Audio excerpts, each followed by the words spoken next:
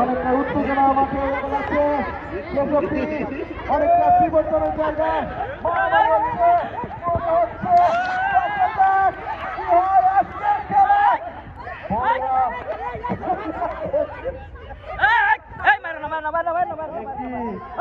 আমরা উত্তেজনার ম্যাচে দেখতে পাচ্ছি সেই সাথে রেফারি, আমরা তাকে সেই সাথে রেফারি দিয়ে দিলেন লাল কার্ড, মাঠের বাইরে চলে গেলেন সেই পাই।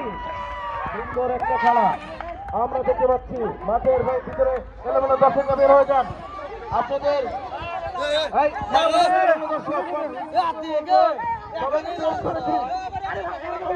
সুদর্শন খেলা আজকের ম্যাচে 1-0 গেলে পিছিয়ে পায়ের সেই সাথে আরাফাত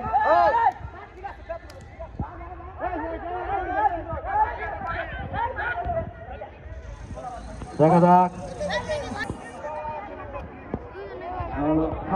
সাতজন প্লেয়ার দুইজন লাল কার্ড পেয়েছেন। এদিকে রিয়াল মাদ্রিদের পয়েন্ট এখন আক্রমণ দেখা যাক কি হয় শেষ অব্দি চেষ্টা ভিডিও হয় না চেষ্টা